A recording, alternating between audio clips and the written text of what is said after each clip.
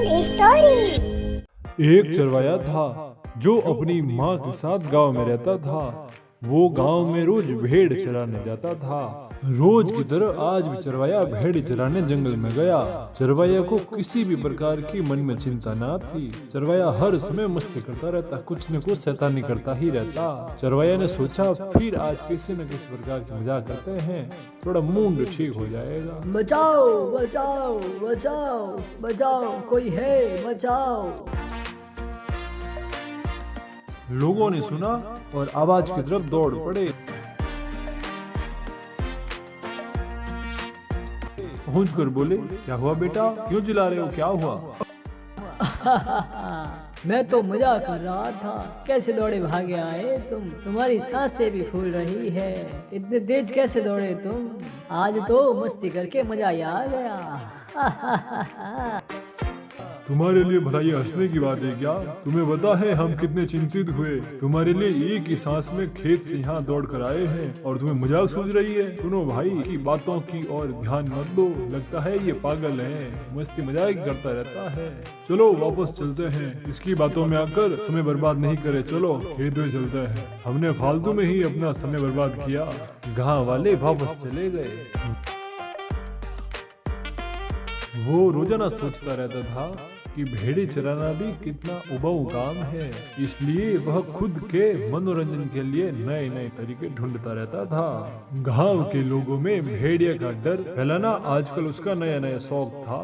एक दिन वह फिर से जोर जोर से चिल्लाने लगा, बचाओ बचाओ बचाओ, कोई है बचाओ, भेड़िया आया बचाओ, भेड़िया आया। खेतों में काम करते लोग आवाज सुनकर आवाज की ओर दौड़ पड़े। एक ही सांस में गांव वाले लोग चरवाया के पास दौड़ पहुंचे और पहुंचते ही बोला, क्या हुआ? फिर चरवाया जोर जोर से हंसने लगा।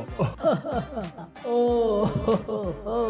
देखो आज फिर मैंने तुम्हें कैसे उल्लू बनाया, फिर दौड़ने चले आए ना तुम। मुझे तो मजा ही आ गया।